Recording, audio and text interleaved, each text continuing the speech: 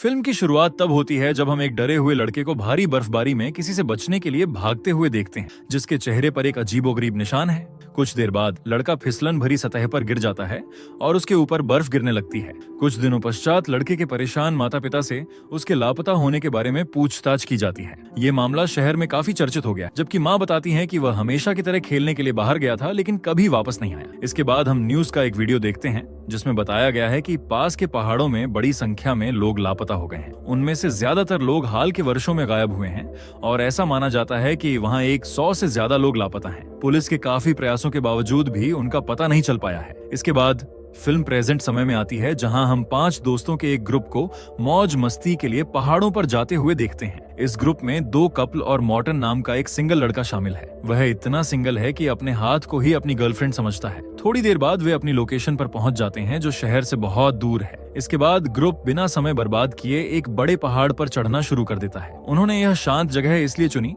क्योंकि वे हजारों लोगों के बीच लाइन में खड़े होकर स्कीइंग नहीं करना चाहते थे। चोटी पर पहुंचने के बाद वे वहां का अनोखा सीन देखकर चकित रह जाते हैं। कुछ देर बातचीत करने के बाद वे सभी पहाड़ से नीचे स्कीइंग करने लगते हैं। पहले कुछ मिनटों में वे अपना इम्प्रेसिव प्रदर्शन करते हुए बहुत अच्छा समय बिताते हैं। हालांकि जल्द ही एक आपदा आ जाती है। मॉर्टन अपना संतुलन खो देता है और दुर्घटना का शिकार हो जाता है। दूसरे लोग यह देखने के लिए दौड़ते हैं कि क्या वह ठीक है, और उन्हें पता चलता है कि उसका एक पैर टूट गया है। खून बहना रोकने के लिए दोस्तों ने जल्दी से हड्डी के चारों ओर एक कपड़ा बांध दिया है और यांकी ने भी हड्डी को वापस अपनी जगह पर ला देती है। इससे फिलहाल खतरा टल जाएगा, लेकिन मॉर्टन को अभी भी प्राथमिक उपचार की जरूरत है। दुर्भाग्य से खराब मौसम और ऊंचाई के कारण मोबाइल फोन का सिग्नल काम नहीं कर रहा है।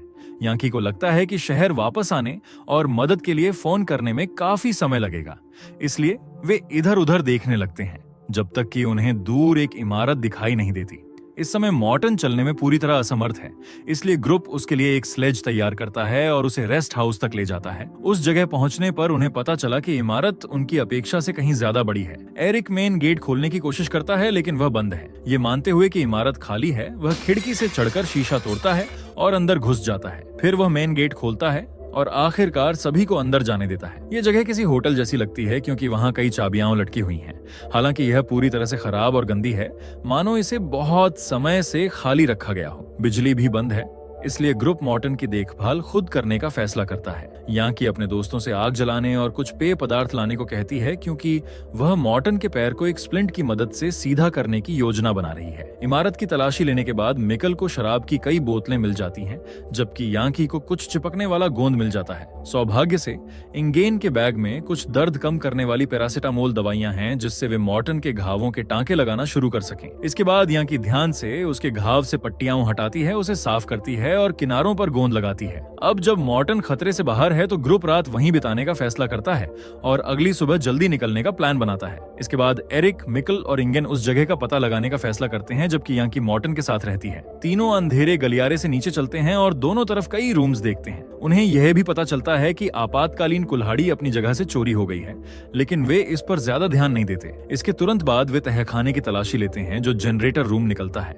एरिक बिजली चालू करने की उम्मीद में कंट्रोल्स के साथ छेड़छाड़ करना शुरू कर देता है। बाहर जब मॉर्टन और यांकी बातचीत कर रहे थे, तभी मेन गेट अचानक खुल जाता है। यांकी जल्दी से देखने जाती है, लेकिन उसे बाहर कोई नहीं मिलता। इस बीच एरिक सफलतापूर्वक जनरेटर चालू कर देता है, जिससे पूरी जगह रोशन हो जाती है और म्यूजिक बजने लगता है। फिर एरिक खुशी खुशी अपनी गर्लफ्रेंड को ढूंढने निकल जाता है, जबकि इंगेन और मिकल जलने की गंध वाली जगह पर कुछ मौज मस्ती करने का फैसला करते हैं। आगे की तलाशी लेने पर वे एक ऐसे रूम में पहुंचते हैं जिसमें पहले भी आग लग चुकी है। अंदर सब कुछ जलकर राख हो गया है, जिसमें बिस्तर और फर्नीचर भी शामिल है। बाद में पूरा ग्रुप अपना ध्यान भटकाने के लिए लिविंग रूम में इकट्ठा होता है। वे म्यूजिक बजाते हैं, शराब पीते हैं और एक दूसरे के साथ हंसी मजाक करते हैं। इस समय यहाँ की होटल रजिस्टर की जांच कर रही है, जिसमें कई मेहमानों की एंट्रियां में है। उसी समय यांकी को मेहमान द्वारा लिखा गया एक अजीब नोट मिलता है, जिसमें लिखा है, हमें पता है कि आपको आपका लड़का जरूर मिल जाएगा। ये डायरी में लिखा गया आखिरी नोट है, जो लगभग 30 साल पहले 1975 में लिखा गया था। ग्रुप सोचता है कि क्या कोई गायब हो गया है, और यांकी को एक परिवार की तस्वीर भी मिलती है, जिसमें माता पिता अपने बेटे के साथ हैं और यह वही लड़का है जिसे हमने शुरुआती सीन में देखा था। पार्टी खत्म होने के बाद मिकल और इंगेन कुछ पल अकेले बिताने के लिए एक रूम में जाते हैं। वे कुछ मौज मस्ती करने के लिए बेताब हैं। यांकी और एरिक एक ही बिस्तर पर सोते हैं, लेकिन मॉर्टन का हालचाल जानने के लिए उसके पास ही रुकने का फैसला करते हैं। इस बीच मिकल इंगेन की पैंट में घुसने की कोशिश करता है, लेकिन वह उसे यह कहते हुए रोक देती है कि वह इसके लिए तैयार नहीं है। इससे हताश लड़का भड़क जाता है, इसलिए वह क्लोज सेशन छोड़ देता है और दावा करता है कि वह अब तक उसके साथ खेल रही थी। इंगेन उसे समझाने की कोशिश करती है कि वह सचमुच में उससे प्यार करती है और पहले उसे बेहतर तरीके से जानना चाहती है, लेकिन वह गुस्से में वहां से चला जाता है और नीचे आ जाता है, जहां वह अपने दुखों को दूर करने के लिए शराब पीने लगता है। अब जब वह अकेली है, इंगेन नहाने का फैसला करती है, लेकिन जब वह नल खोलती है तो कोई उसके पीछे से गुजरता है और वह यह सोचकर बाहर देखने जाती है कि यह उसका बॉयफ्रेंड है। फिर वह अपने दोस्तों के पास लौटने के लिए अपना सामान इकट्ठा करती है। जैसे ही ऐसा होता है, एक रहस्यमयी आकृति उसे पीछे से टक्कर मारती है। बेचारी लड़की पूरी ताकत से चिल्लाती है, लेकिन नीचे मौजूद लोग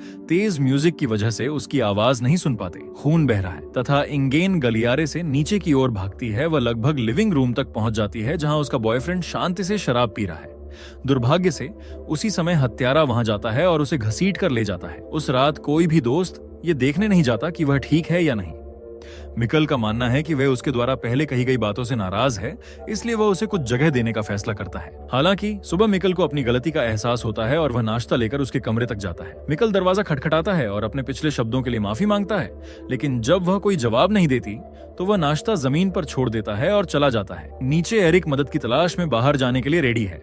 जाने से पहले वह यांकी के साथ एक रोमांटिक बातचीत करता है। सबको अलविदा कहने के बाद एरिक घर से निकल जाता है। मौसम अभी भी खराब है, लेकिन वह अपने दोस्तों के लिए मदद ढूंढने के लिए मजबूत है। फिर वह भयंकर बर्फीले तूफान के बीच अपनी यात्रा शुरू करता है, लेकिन जैसे ही एरिक थोड़ा आगे बढ़ता है, उसे बर्फ में खून के निशान दिखाई देते हैं। घबराहट में वह रास्ते पर चलता है और पाता है कि इंगेन का बेजान शरीर जमीन पर पड़ा है। जैसे ही एरिक उसे होश में लाने की कोशिश करता है, वही हत्यारा अचानक वापस प्रकट होता है और उस पर हमला कर देता है। इस बीच घर के अंदर बत्तियां टिमटिमाने लगती हैं, इसलिए दोनों तहखाने की ओर बढ़ते हैं। जब मॉर्टन थोड़ी देर बाद उठता है तो उसे अपने आसपास कोई नहीं मिलता। वह उन्हें पुकारने की कोशिश करता है, लेकिन कोई जवाब नहीं मिलता। इससे उसे थोड़ी चिंता होती है, इसलिए वह किसी तरह सोफे से उठता है और उन्हें ढूंढना शुरू कर देता है। तहखाने में मिकल और यांकी जनरेटर को ठीक करने की पूरी कोशिश कर रहे हैं। ऐसा करते समय वे गलती से एक गुप्त दरवाजे पर ठोकर खाते हैं जो एक बीम से बंद है। वह उसे खोलते हैं और अंदर जाते हैं, जहां उन्हें कई चीजें मिलती हैं। उन्हें लगता है कि ये चीजें होटल मालिकों की हैं। जैसे ही वे अंधेरे रूम में और गहराई से खोजबीन करते हैं,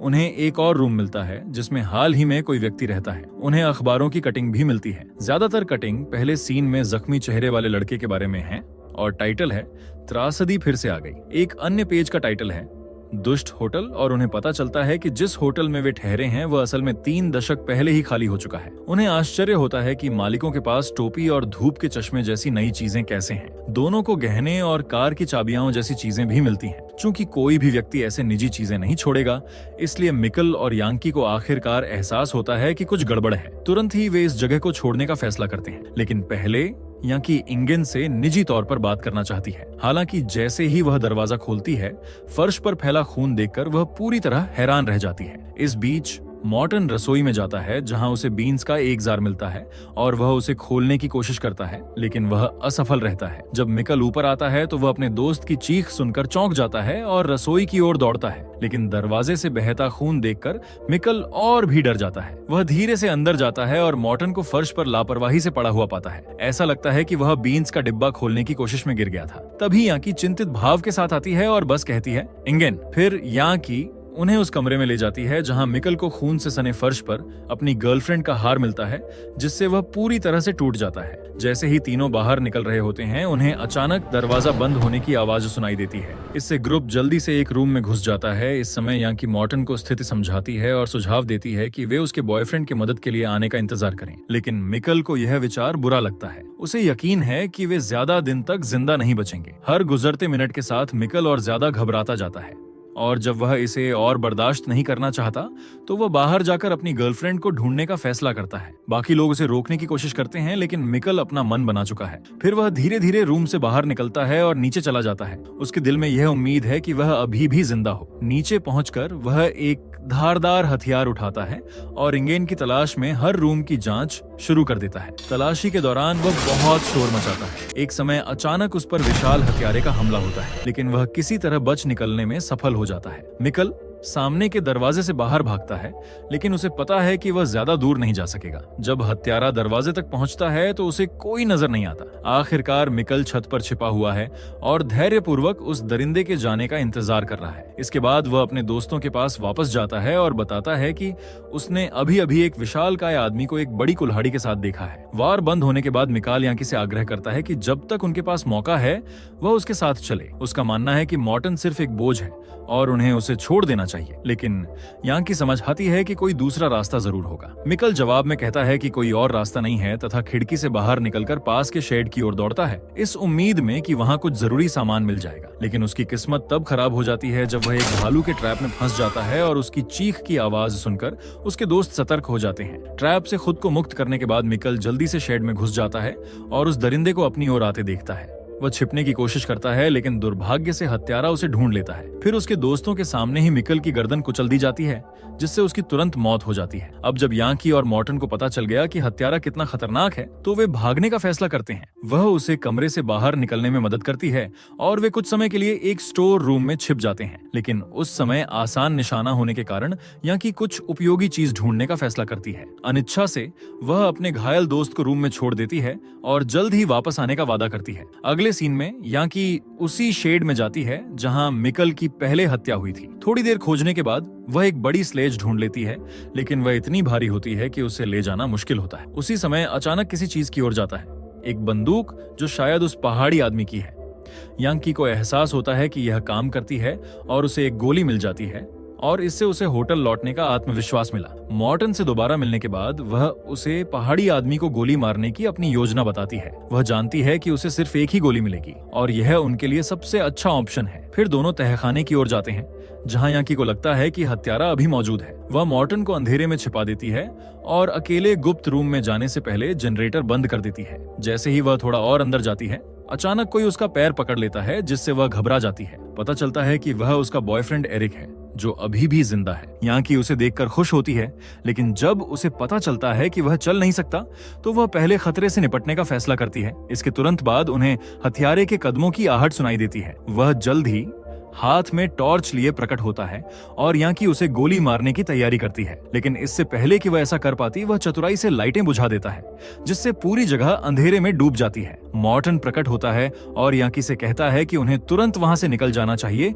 लेकिन वह मना कर देती है क्योंकि उसका बॉयफ्रेंड अभी भी जीवित है। कुछ ही देर बाद हत्यारा फिर से प्रकट होता है और यांकी अपनी एकमात्र गोली चलाती है, लेकिन गोली तब नाकाम हो जाती है जब उन्हें पता चलता है कि वह एरिक को ढाल की तरह इस्तेमाल कर रहा है। वह दरिंदा एरिक को भी मार गिराता है, जिससे मरने वालों की संख्या 3 हो जाती है। अब जब वे फंस गए हैं, मॉर्टन बहादुरी से यांकी से बंदूक लेता है और उसे भागने का निर्देश देता है। वह हत्यारे को जितना हो सके रोकने की कोशिश करेगा और यांकी अपने दोस्त को मरने के लिए छोड़कर रूम से बाहर भाग जाती है। उसके जाने के कुछ ही देर बाद हत्यारा मॉर्टन पर हमला शुरू कर देता है और उसे तुरंत मार देता है। यांकी फिर बाहर भागती है और अपना स्की गियर पहनती है। वह अंधेरे में बर्फ की मोटी परत से भागने की कोशिश करती है, लेकिन वह दरिंदा जल्द ही उसे पकड़ लेता है और उसे बेहोश कर देता है। जब उसे होश आता है तो वह खुद को अपने मृत दोस्तों के अवशेषों के साथ एक स्लेज पर पाती है। हत्यारा उन्हें फेंकने के लिए घसीट कर एक जगह ले जा रहा है और उसे ध्यान नहीं आता कि यांकी अभी भी जीवित है। इसके तुरंत बाद वह उन्हें एक गहरे गड्ढे में ले जाता है और एक एक करके लाशें उसमें डालना शुरू कर देता है। जब उसका ध्यान भटकता है,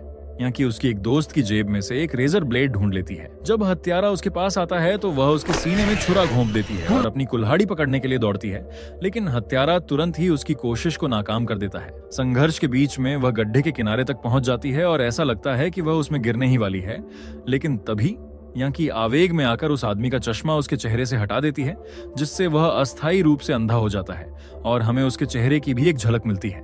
इस मौके का फायदा उठाकर यांकी अपनी कुल्हाड़ी पकड़ लेती है और उसके सीने में वार कर देती है। इससे वह दरिंदा गंभीर रूप से घायल हो जाता है। बर्फ में गिरते समय उसे अपने बचपन के वो पल याद आते हैं जब बर्फ में उसका पीछा किया जाता था। एक चौंकाने वाले मोड़ में ये पता चलता है कि उसका पीछा करने वाले लोग कोई और नहीं बल्कि उसके अपने माता पिता थे। शायद यही वजह है कि वह इतना निर्दयी राक्षस बन गया। अब उसका शरीर उन 4 युवकों के साथ पड़ा है जिनकी उसने बेदर्दी से हत्या कर दी थी। और यहीं पर फिल्म समाप्त होती है।